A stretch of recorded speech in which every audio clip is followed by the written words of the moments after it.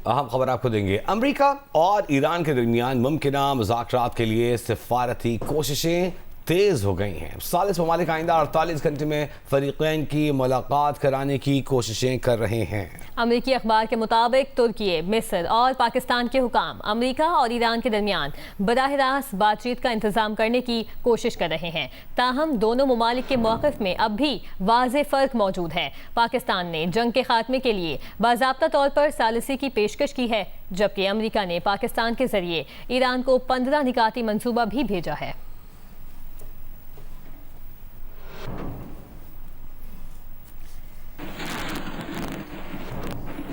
वज़ीर-ए-आज़म शहबाज शरीफ और सऊदी वली-अहद मोहम्मद बिन सलमान के दरमियान टेलीफोनिक राबता हुआ है। वज़ीर-ए-आज़म ने वली-अहद को अमरीका, इसराइल और ईरान जंग के खात्मे के लिए पाकिस्तान की तामीरी सिफारती रसाई से आगाह किया। इख्तिलाफात को मुज़ाकरात और सिफारतकारी के जरिए हल करने, उम्मत की सफ़ों में इत्तेहाद व यगानगत और हम आहंगी पर जोर दिया।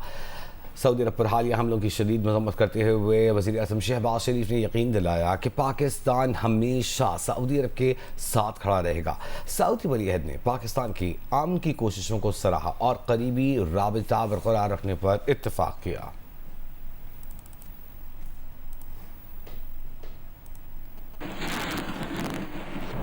यही नहीं, सऊदी वली-अहद मोहम्मद बिन सलमान की बरतानवी वज़ीर-ए-आज़म सर स्टार्मर से भी टेलीफोनिक गुफ्तगू। सऊदी मीडिया के मुताबिक इलाक़ाई सूरत हाल ख़ित्ते में फ़ौजी कशीदगी के असरात कम करने के लिए कोशिशों पर तबादला ख्याल किया गया।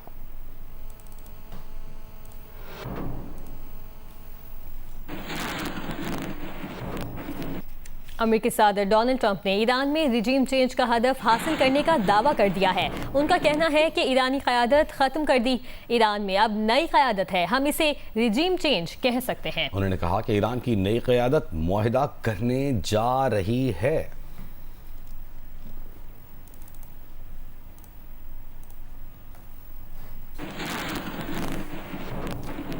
दूसरी जानिब ईरान का सख्त मौक़िफ़ सामने आया है। उनका कहना है कि अपनी शिकस्त को मुआहिदे का नाम न दें। ईरान की आला मुश्तरका फ़ौजी कमान के तर्जुमान इब्राहिम ज़ुल्फ़िकारी का अमरीका को सख्त पैगाम। अरब मीडिया के मुताबिक जारी बयान में तर्जुमान का कहना है कि ख़ित्ते में अमरीका की सरमायाकारी के कोई आसार बाकी नहीं रहेंगे। अमरीका को समझना होगा कि तवानाई और तेल की कीमतें उस वक्त तक पुरानी सतह पर वापस नहीं आ जाएंगी जब तक ये तस्लीम ना कर लिया जाए कि ख़ित्ते में इस्तेहकाम ईरान की मुसल्लह अफवाज की ताकत के जरिए ही मुमकिन है। उन्होंने मजीद कहा कि इस्तेहकाम ताकत के जरिए आता है और वाज़ेह किया कि जब तक ईरान खुद ना चाहे मौजूदा सूरत हाल पहले जैसी नहीं हो सकती। अपने मौक़िफ़ को दोहराते हुए तर्जुमान का कहना था, शुरू से ही हमारे पहले और आखिरी अल्फाज यही रहे कि ना अब और ना ही मुस्तकबिल में हम जैसे तुम जैसों के साथ मुआहिदा नहीं करेंगे।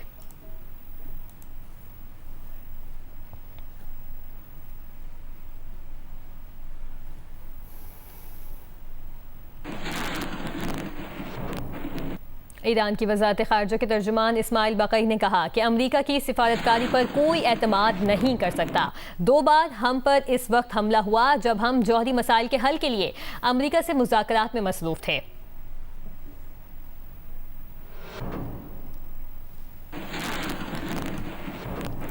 एक तरफ ईरान के साथ जंग के खात्मे के लिए सिफारती कोशिशें जारी हैं, तो दूसरी जानिब अमेरिका ने मशरिक़ वस्ता में 2000 पैरा ट्रूपर्स तैनात करने का फैसला कर लिया है। मामले से बाखबर अमरीकी हुकाम ने अमरीकी अखबार को बताया कि पेंटागन ने फ़ौज की 82वीं एयरबोर्न डिवीज़न के तकरीबन 2000 एहलकारों को खित्ते में भेजने का हुक्म दिया है। इन फौजियों की तैनाती का मकसद सदर डोनाल्ड ट्रंप को मजीद अस्करी ऑप्शन फराहम करना है, खास तौर पर ऐसे वक्त में जब ईरान के साथ मुमकिना मुज़ाकरात पर भी गौर किया जा रहा है। मीडिया रिपोर्ट्स के मुताबिक अमरीका ने पाकिस्तान के जरिए ईरान को जंग के खात्मे के लिए 15 निकाती मनसूबा भी पेश किया है। ताहम इस पर ईरान का बाज़ाब्ता रद्द अमल सामने नहीं आया। अमरीकी हुकाम का कहना है कि अभी ये वाज़ेह नहीं कि पैराट्रूपर्स को खित्ते में किस मकाम पर तैनात किया जाएगा। ताहम इम्कान है कि उन्हें ऐसे मकाम पर रखा जाएगा जहां से ईरान को हदफ बनाया जा सके, जबकि सदर ट्रंप ने भी ईरान में ज़मीनी फ़ौज भेजने के इम्कान को मुस्तरद नहीं किया। 82वां airborne division immediate response force है जो दुनिया में कहीं भी 18 घंटों के अंदर तैनात होने की सलाहियत रखते हैं।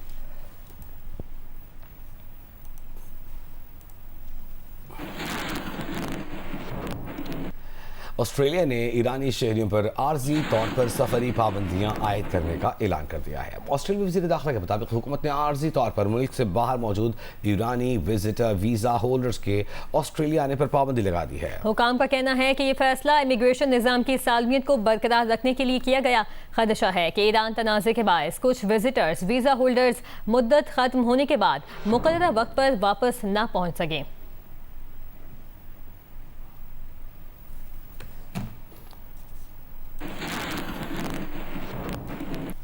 अमरीकी कांग्रेस में चेयरमैन पाकिस्तान कॉकस टॉम सूजी ने कहा कि आज हमने पाक अमरीका दो तरफा ताल्लुकात की तारीख, सिक्योरिटी और मौशी मामलात का जायजा लेने और बेहतर मुस्तकबिल की तामीर के लिए दुनिया भर से माहिरीन को इकट्ठा किया है। उन्होंने ये बात अमरीकी कांग्रेस की तारीख में पहली मरतबा पाकिस्तान कॉकस की जानिब से पाक अमरीका ताल्लुकात के हवाले से सिम्पोजियम के मौके पर कही। कैपिटल हिल में तारीखी इमारत में लगभग 4 घंटे जारी नशस्त का एहतमाम हुआ, जिसमें अमरीकी कांग्रेस की पाकिस्तान कॉकस के चेयरमैन टॉम स्वाजी और जैक बर्गमैन की सरकर्दगी में पाकिस्तानी सिफारतखाने के ताउन से किया गया था। पाक अमरीका ताल्लुकात के माजी, हाल और मुस्तकबिल पर बात की गई। कॉन्फ्रेंस में अमरीकी वज़ारत ख़ारजा के आला हुकाम, अमरीकी थिंक टैंक, कम्यूनिटी, साबिक़ सफ़रा, सिक्योरिटी, मुआशी मामलात से मुतालिक माहिरीन ने खिताब किया और पाकिस्तान के ज़मीनी मिनरल्स के हवाले से इन्वेस्टमेंट की अहमियत पर भी जोर दिया गया।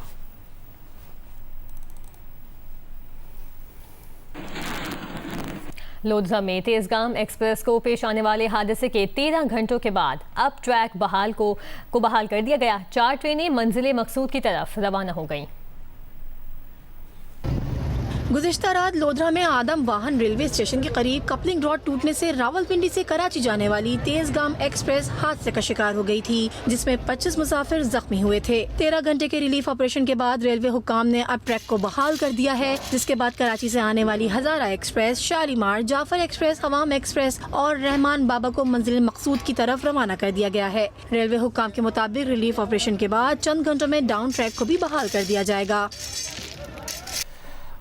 यहाँ आपको बताएं, मटियारी के न्यू सईदाबाद पुलिस स्टेशन से मिलने वाली लाश का मुअम्मा हल हो गया है। न्यू सईदाबाद पुलिस स्टेशन के क्वार्टर से मिलने वाली पुलिस एहलकार की लाश की तहकीकात में इंकशाफ हुआ कि उसे कत्ल किया गया और कत्ल करने वाली न्यू सईदाबाद पुलिस स्टेशन में ही तैनात एक खातून पुलिस एहलकार निकली। पुलिस ने मुकदमा दर्ज करके मुलजिमा को गिरफ्तार कर लिया है। एसएसपी अब्दुल अलीम बल्लू के मुताबिक न्यू सईदाबाद पुलिस स्टेशन के क्वार्टर से गुज़श्ता रोज़ एहलकार फयाज बिलाल की गोली लगी लाश मिली थी। पुलिस तहकीकात में मकतूल एहलकार के मोबाइल फ़ोन से खातून पुलिस एहलकार से बातचीत और तल्ख कलामी का पता चला, जिस पर खातून पुलिस एहलकार को हिरासत में ले लिया गया, जो न्यू सईदाबाद पुलिस स्टेशन में ही तैनात थी। गिरफ्तार खातून पुलिस एहलकार ने तफ्तीश में बताया कि मकतूल उसे हर रोज़ तंग करता था और इसीलिए एहलकार के ही असलहे से उसे गोली मार दी। एसएसपी के मुताबिक मकतूल के मामू की मुद्दत में खातून एहलकार समेत 3 मुल्जिमान के खिलाफ मुकदमा दर्ज कर लिया गया है। मज़ीद तफ्तीश जारी है। गुज़श्ता रोज़ पुलिस एहलकार फयाज बिलाल की गोली लगी लाश मिलने पर वुरसा ने वाक़े की शफाफ इंक्वायरी का मुतालबा किया था।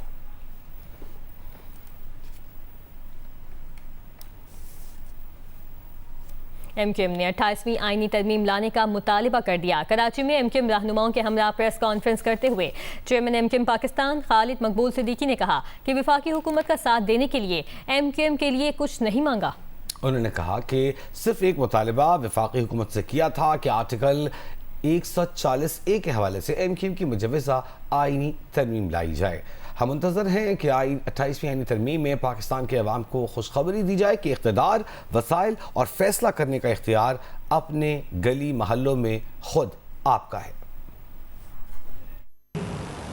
आज इस बात का हम मुतालबा करते हैं कि 28वीं तरमीम फौरी तौर पे लाई जाए और जिसमें अगर वाहिद तरमीम ये भी करनी पड़े तो इसके ज़रिए फौरी तौर पर ये मुंतज़िर कौम को और इस मुंतज़िर सियासी जमात जो आज आपसे मुखातिब है वो चाहती है कि इस हवाले से कोई हतमी फ़ैसला, ताकि हमें आपका साथ देने के लिए कोई हतमी फ़ैसला करने का हमें भी हौसला हो। आप ये कीजिए, हम आपकी जमहूरियत को, आपके इक़्तिदार को बचाने के लिए इसलिए बचाने के लिए कि आपने पाकिस्तान की आवाम को उनके हक़ को तस्लीम किया है, उनको हक़ को देने के लिए आइन साजी की है, हम आपके साथ खड़े नजर आएंगे।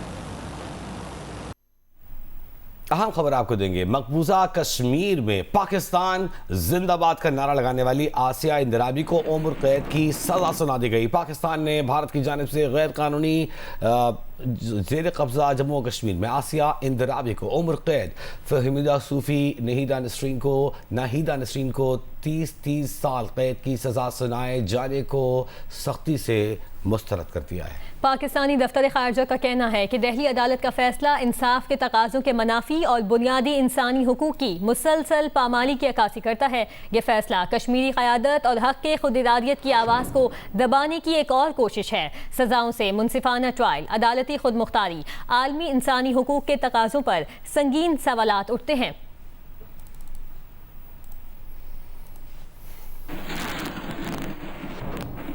अमीर जमात इस्लामी हाफिज नईमुर रहमान का कहना है कि तिहाड़ जेल में 8 साल से कैद हमारी कश्मीरी बहनें वासिब भारत के सामने मुज़ाहिमत की अलामत हैं। कश्मीरियों की ये कुर्बानियाँ ज़ायगा नहीं जाएंगी। अपने बयान में हाफिज नईमुर रहमान ने कहा कि भारतीय अदालत ने दुख्तरान मिल्लत की सरबरा आसिया इंदराबी को 3 मरतबा उम्र कैद की सज़ा सुनाई है। भारतीय अदालत ने नाहिदा नसरीन और सूफी फहमीदा को भी 30 साल कैद की सज़ा सुना दी है। उनका मजीद कहना था कि पाकिस्तान डोनाल्ड ट्रंप के वादों का एतबार करने के बजाय ज़्यादा मौसर अंदाज में मकबूजा वादी का मुकदमा लड़े।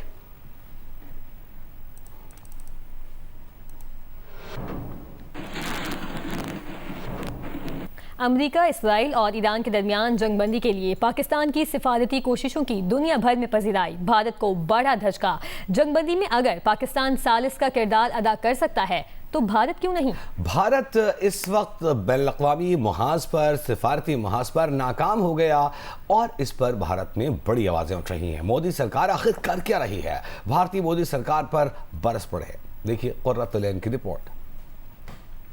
अमेरिका, इसराइल और ईरान के दरमियान जंगबंदी के लिए पाकिस्तान की सिफारती कोशिशों के दुनिया जहां में चर्चे, मगर सरहद पार भारतीय जल भुन गए। आग ऐसी लगी कि मोदी सरकार पर लान तान शुरू कर दी।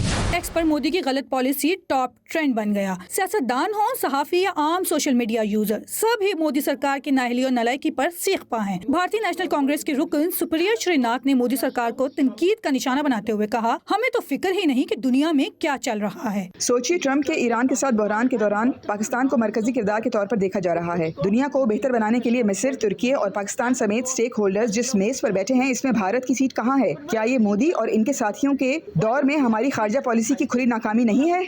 भारतीय न्यूज प्रोग्राम डीएनए ने भी मोदी सरकार का खूब पोस्टमार्टम किया। एक पोस्ट में लिखा, क्या भारत इस मौके से फायदा उठाने में नाकाम रहा? अमेरिका और ईरान दोनों के साथ अच्छे ताल्लुकात के बावजूद नई दिल्ली खामोश है, जबकि पाकिस्तान एक सालिस के तौर पर उभरता नजर आ रहा है। हिंदुस्तान टाइम्स के कॉलमिस्ट अविनाश पॉलीवाल ने भी मोदी सरकार को आड़े हाथों लिया। कहा, भारत शायद ये समझता है कि इसने ईरान के खिलाफ अमेरिका और इसराइल जंग में एक फरीक मुंतखब कर लिया है, लेकिन उसे इस गलत फहमी में नहीं रहना चाहिए क्योंकि उस फरीक ने अब तक भारत को नहीं चुना। कांग्रेस के रुकन पार्लियामेंट जयराम रमेश ने एक्स पर लिखा, मिस्टर मोदी का इसराइल का गैर दानिशमंदाना दौरा जो ईरान पर अमेरिका और इसराइल के बिलाश्ताल फजाई हमलों के आगाज से सिर्फ 2 दिन पहले खत्म हुआ, हमारी सियासी तारीख में एक नहायत तबाहकुन फैसले के तौर पर याद रखा जाएगा। कुर्रतुल ऐन साजे, जियो न्यूज, इस्लामाबाद।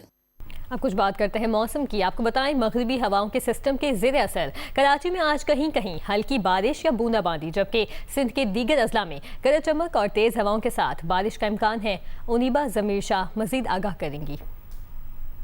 मगरिबी हवाओं का एक सिस्टम इन दिनों मुल्क पर असरअंदाज है और इस सिस्टम के ज़ेर असर मुल्क के बेशतर मकामात पर आज और कल, जबकि हफ्ता और इतवार तक भी कहा जा रहा है कि गरज चमक के साथ बारिश का इम्कान मौजूद रहेगा। इस दौरान आंधी चलने का इम्कान भी है, जबकि यालाबारी की भी पेशन गोई की गई है। सिंध के सबसे बड़े शहर कराची की बात की जाए तो कराची में इस वक्त मतला साफ है, तेज़ धूप निकली हुई है, जबकि महकमा मौसमियात की जानिब से ये पेशन गोई की गई है कि कराची में आज मतला बरालूद रह सकता है और कहीं कहीं हल्की बारिश और बूंदाबांदी का इम्कान मौजूद रहेगा। जबकि कल भी कराची में कहा जा रहा है कि कहीं कहीं बारिश हो सकती है, बड़े पैमाने पर बारिश का इम्कान मौजूद नहीं है। खासकर शहर के जो शुमाली इलाके हैं या फिर जो मशरकी इलाके हैं, यहाँ पर कहीं कहीं हल्की से मोतदिल शिद्दत की बारिश का इम्कान मौजूद रहेगा। जबकि हफ्ता इतवार को कहा जा रहा है कि कराची में अच्छी बारिश हो सकती है, कहीं कहीं मोतदिल शिद्दत की बारिश हो सकती है, लेकिन इस दौरान तेज़ हवाएं भी चल सकती हैं, जबकि कराची में हफ्ता और इतवार को यालाबारी का इम्कान भी मौजूद रहेगा। महकमा मौसमियात की जानिब से शहरियों को हिदायत की गई है कि वो ऐसा इंफ्रास्ट्रक्चर जो कमज़ोर होते हैं उनसे दूर रहें, और अगर गरज चमक होती है तो बिला ज़रूरत आप घरों से बाहर ना निकलें, खुले आसमान के नीचे खड़े ना हों। जी बहुत शुक्रिया उनीबा आपका। आप कराची के बाद रुख करेंगे पेशावर का, वहाँ मौसम कैसा रहेगा महम कुरैशी से जानते हैं। महम जी, पेशावर में इस वक्त मतला जुज़वी तौर पर अबर आलूद है, धूप निकली हुई है, जबकि दिन भर भी पेशावर में इसी तरह धूप छाए रहने का इम्कान है। जबकि महकमे मौसमियात के मुताबिक पेशावर का दर्जा हरारत जो है वो भी 32 डिग्री सेंटीग्रेड तक बढ़ने का इम्कान है।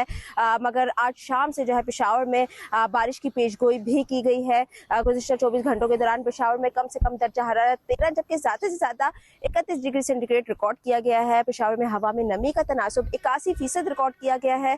इसी तरह खैबर पख्तूनख्वा में सबसे कम दर्जा हरारत कालाम में 3 जबकि डियाई खान में सबसे ज्यादा 32 डिग्री सेंटीग्रेड रिकॉर्ड किया गया है। महकमे मौसमियात के मुताबिक खैबर पख्तूनख्वा के बेशतर अजला में आइंदा 24 घंटों के दौरान बारिश का इम्कान है, जबकि चंद मकामात पर यालाबारी के साथ मूसलाधार बारिश का भी इम्कान है। जी इस्लामाबाद का मौसम जुज़वी तौर पर अबर आलूद है, अलबत्ता महकमा मौसमियात के मुताबिक शाम के बाद बारिश शुरू होगी। दुआ मिर्जा से मजीद जानेंगे।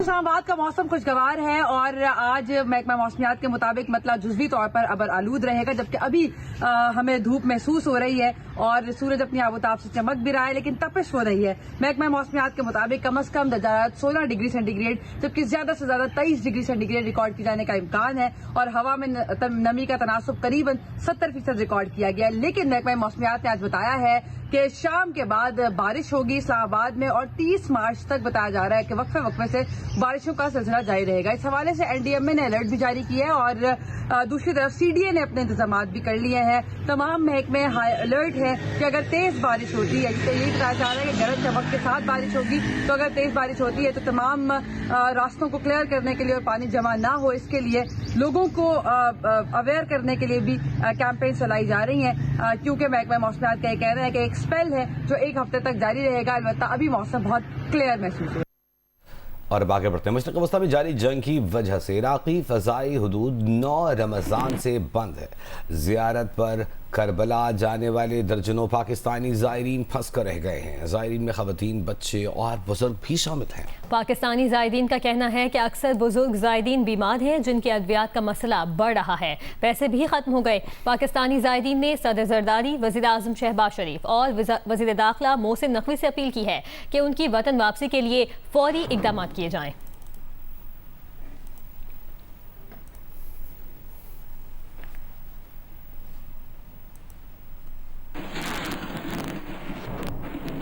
अब कुछ बात करते हैं खेल के मैदान से। आपको बताएं HBL PSL 11 का आगाज कल होगा। इफ्तिताही मैच में दिफाई चैंपियन लाहौर कलंदर्स और हैदराबाद किंग्समैन कज़ाफी स्टेडियम में मद्दे मुकाबिल होंगी। और इवेंट के तमाम मैचेस जियो सुपर और डिजिटल ऐप माई को बराह रास्त नशर करेंगे। PSL 11 के हवाले से सरगर्मियां अपने अरूज पर पहुंच चुकी हैं। तमाम टीमें अपनी तैयारियों को हतमी शक्ल दे रही हैं, क्योंकि कल से आगाज़ होने जा रहा है PSL 11 का। कद्दाफी स्टेडियम लाहौर में पहला मैच खेला जाएगा दिफाई चैंपियन लाहौर कलंदर्स और हैदराबाद किंग्समैन के दरमियान। आज रावलपिंडीज और कराची किंग्स ने प्रैक्टिस करना थी सुबह के सेशन में, लेकिन उन दोनों टीमों ने फैसला किया कि यहाँ पर वार्म अप मैच खेला जाए। इस तरह LCCA ग्राउंड में दोनों टीमें वार्म अप मैच खेल रही हैं। तमाम 8 टीमों के कप्तान मुकामी होटल में दोपहर 3 बजे प्रेस कॉन्फ्रेंस करेंगे। प्री टूर्नामेंट प्रेस कॉन्फ्रेंस होगी और उसके बाद लाहौर कलंदर्स और हैदराबाद किंग्समैन जिनका कल मैच है यहाँ पर, वो दोनों टीमें यहाँ पर दोपहर 4 बजे पहुँचेंगी ट्रेनिंग करने के लिए, जबकि रात का सेशन जो है वो शेड्यूल किया गया है। कोयटा ग्लैडिएटर्स और पेशावर ज़ल्मी की टीमें यहाँ पर ट्रेनिंग करेंगी। वेदर खासा अच्छा है, खुशगवार है क्रिकेट के लिए और कल भी इसी तरह वेदर रहने के इम्कान जाहिर किया गया है। सदर ट्रंप के बयानात को लेकर अमेरिका में भी खासी तशवीश पाई जाती है और गैर यकीनी भी। अमेरिकी खुफिया एजेंसी CIA के साबिक सरबराह जॉन ब्रेनन ने कहा है कि वो सदर डोनाल्ड ट्रंप से ज़्यादा ईरान की बातों पर यकीन रखते हैं, क्योंकि हक़ाइक़ बार बार सामने आने के बावजूद ट्रंप सच को तस्लीम करने पर तैयार नहीं। अमेरिकी टीवी को इंटरव्यू में ब्रेनन ने कहा कि ट्रंप कोशिश कर रहे हैं कि वो अपनी तख्लीक करदा शिकस्त से किसी तरह जान छुड़वाएं। ट्रंप दावा कर रहे हैं कि ईरान मुज़ाकरात के सिग्नल भेज रहा है और अमेरिकी शराइत पर बातचीत करना चाहता है, मगर ऐसा नहीं है। ईरानी हुकूमत की जानिब से कोई भी ट्रंप इंतजामिया से बात नहीं कर रहा। CIA के साबिक डायरेक्टर लियोन पैनिटा ने तस्लीम किया है कि इसराइल ने अमेरिका के सदर डोनाल्ड ट्रंप को कायल किया कि ईरान के सुप्रीम लीडर आयतुल्लाह खामनाई को शहीद कर दिया जाए तो इससे ईरानी रिजीम का खात्मा हो जाएगा। लियोन पैनिटा ने कहा कि इसराइल और अमेरिका दोनों ही ने अहमकाना तौर पर गलत हिसाब किताब किया। अमेरिका, इसराइल और ईरान जंग के बायस गैस की कीमतों में इजाफे का रुझान है। कमर्शियल सार्फिन के लिए LPG की फ़ी किलो कीमत 400 से भी तजावुज़ करने की वजह से पकवान सेंटर्स मालिकान ने भी कीमतें बढ़ा दी हैं। फैसलाबाद से इरफानुल्लाह की रिपोर्ट देखिए। अमेरिका, इजराइल और ईरान जंग के बायस मशरक़े वस्ता से गैस की सप्लाई मुतासिर होने की वजह से पाकिस्तान में LPG की कीमतों में इजाफे का रुझान है, जिसका असर गैस का ज़्यादा इस्तेमाल करने वाले पकवान सेंटर्स पर भी हो रहा है। गैस की कीमतें बढ़ने पर मालकान अपने पकवानों की कीमत बढ़ाने पर मजबूर हैं। हमारा पकवान सेंटर का काम है। पहले हमारा जो सिलेंडर था ना, वो 45 किलो का सिलेंडर जो 12,300 रुपये में आता था। अब जो गैस का रेट है ना, वो हम भरवाते हैं ना तो 400 रुपये प्लस ले रहे हैं हमसे। तो अब 45 किलो का जो सिलेंडर है ना, वो हमें 19,000 रुपये का पड़ रहा है तकरीबन। तो सर ये बहुत महंगे गैस की कीमतों में इजाफे की वजह से पुलाव, बिरयानी, कोरमे जैसे पकवान और हत्ता के कस्टर्ड जैसी डिशेस भी 2 से 5,000 रुपये तक महंगी हो गई हैं, जिससे खरीदार बराह रास्त मुतासिर हैं। जी सर, हम तकरीबन कुछ दिन पहले आए थे तो चावलों की देग बनवानी थी, तो उन्होंने हमें रेट बताया था 12,000। ठीक है, तो हम आज आए हैं तो हमें ये बता रहे हैं 14,000 रेट बता रहे हैं, 2,000 बढ़ा के। ठीक है, तो ये कह रहे हैं कि हमारी जो LP की कीमतों की वजह से हमने कीमतों में इजाफा किया है। खित्ते में जारी जंगी हालात अगर तवालत पकड़ते हैं तो पेट्रोलियम मसनूआत के साथ साथ LPG की कीमतों में इजाफे का खदशा है, जिससे इस्तेमाल करंदगान की मुश्किलात भी मजीद बढ़ सकती हैं। कैमरामैन अली अरसलान और मोहम्मद उस्मान के साथ इरफानुल्लाह, जियो न्यूज़, फैसलाबाद। लाहौर की सेशन अदालत के अहाते में एक शख्स ने फायरिंग करके 2 अफराद को जख्मी कर दिया। इस वाक़े की तफसील बताएंगे वहाँ पर मौजूद जियो न्यूज़ के नुमाइंदे वकास आवान। जी बिल्कुल, लाहौर की सेशन कोर्ट में आज एक अफसोसनाक वाक़या पेश आया है, जहां पर कत्ल के मुकदमे में पेशी पर आए मुलजिम को एक शूटर ने फायरिंग करके जख्मी कर दिया है। ये वाक़या एडिशनल सेशन जज शहजाद हमदानी की कोर्ट के बाहर पेश आया, जहां पर कत्ल के मुकदमे में मुलजिम पेशी पर आया था। मौके पर वहां पर एक शूटर पहुंचा और उसने 3 फायर मारे, जिसके बाद जो मुलजिम है वो जख्मी हो गया और उसको अस्पताल मुंतकिल कर दिया गया है। जबकि फायरिंग करने वाले शूटर को पुलिस ने मौके पर ही गिरफ्तार किया। उसके बाद उससे इब्तदाई तफ्तीश की गई, तो जिसमें यह मालूम पड़ा कि थाना नवाबटों में जो है वो जिसको फायर लगे हैं उस पर कत्ल का मुकदमा दर्ज था, जिसमें आज ट्रायल जारी था शहजाद हमदानी की कोर्ट में। तो इस शूटर को हायर किया गया था, उसको टास्क दिया गया था, लेकिन इस केस में 2 मुलजिम थे। एक मुलजिम का नाम फैजान बताया जा रहा है, जो कि अंडर कस्टडी है, जबकि जो दूसरा मुलजिम है साद, वो आज जमानत पर था। उसे जब सेशन कोर्ट अपनी पेशी के मौके पर आया तो वहां पर इस शूटर ने उसे 3 फायर मारे, जिससे जो है वो मुलजिम जख्मी हो गया और उसको अस्पताल मुंतकिल कर दिया गया है। अभी इस हवाले से मजीद तफ्तीश जारी है। SP सिटी और मुतलका जो पुलिस एहलकार हैं वो लाहौर के सेशन कोर्ट में मौजूद है। मुलजिम से जो मुलजिम शूटर है उससे अभी तफ्तीश जारी है। जी।